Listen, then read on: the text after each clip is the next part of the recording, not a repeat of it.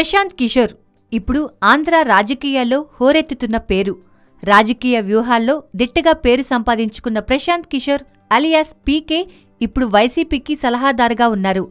తెర వెనుక ఉండి వ్యూహాలు రచించే ఆయనను జగన్ తెర ముందుకు తీసుకువచ్చారు. పార్టీ కేడర్లో ఆత్మవిశ్వాసాన్ని పెంచడానికి ప్రశాంత్ కిషోర్ను ప్లీనరీ వేదికగా పరిచయం చేశారు. దీంతో ఇప్పుడు పీకే పైన తెలుగు రాష్ట్రాల్లో పెద్ద చర్చ జరుగుతోంది. జాతీయ రాజకీయాల్లో గత కొన్నాళ్లుగా ప్రశాంత్ కిషోర్ సుపరిచితుడే అయినప్పటికీ ఆయన దక్షిణ భారతదేశానికి మాత్రం కొత్తే. ఇంతగా రాజకీయ నాయకులను ప్రభావితం చేస్తున్న పీకే వయసు కేవలం 40 ఏళ్లు.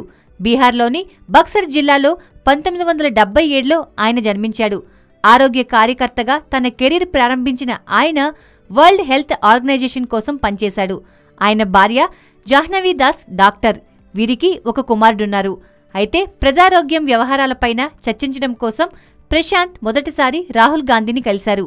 కానీ ఆయనను అమేథీలో తాము నిర్మించబోయే ఆసుపత్రిలో భాగస్వామి కావాలని ఆయనను రాహుల్ కోరాడు.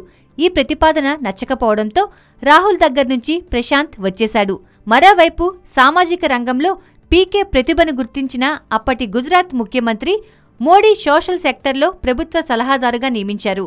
2012 ఎన్నికల్లో ప్రశాంత్ కిషోర్ను మోడీ పార్టీ ప్రచార వ్యూహాల్లో భాగస్వామిగా చేశారు. ఈ ఎన్నికల్లో మోడీ ఘన విజయం సాధించడంతో పీకే ప్రచార వ్యూహాలపైన పెద్ద ఎత్తున చర్చ జరిగింది. మోడీని గుజరాత్ నుంచి ఢిల్లీకి తీసుకురావాలని బీజేపీ అధిష్టానం నిర్ణయం తీసుకున్న తర్వాత ప్రశాంత్ కిషోర్ తన వ్యూహాలకు పదును పెట్టారు. రాజకీయాలతో సంబంధం లేని సిటిజన్స్ ఫర్ అకౌంటబుల్ గవర్నెన్స్ సంస్థను ప్రారంభించారు. ఐఐఎం, ఐఐటి విద్యార్థులను తన సంస్థలో సభ్యులుగా చేర్చుకున్నారు. దీంతో పాటు పూర్తిస్థాయి వాలంటీర్లతో మోడీ కోసం పనిచేశారు. సోషల్ మీడియా, డిజిటల్ కమ్యూనికేషన్ ద్వారా ఎన్నికల్లో కొత్త విప్లవాన్ని సృష్టించారు. శాస్త్రీయంగా సర్వేలు నిర్వహించడంలో ప్రశాంత్ కిషోర్ దిట్టగా మారారు. 2014లో తన వ్యూహాలతో మోడీ విజయంలో భాగస్వామిగా మారిన ప్రశాంత్ కిషోర్ ఆ తర్వాత హాట్ కేక్లా తయారయ్యాడు. ఆ తర్వాత బీహార్లో నితీష్ కుమార్ తరపున రంగంలోకి దిగిన ఆయన గెలుపు సూత్రాన్ని నిర్దేశించారు. ఉప్పు నిప్పుగా ఉండే లాలూ నితీష్ మధ్య పొత్తు ఖరారు చేసి ఈ కూటమి విజయంలో భాగస్వామి అయ్యారు.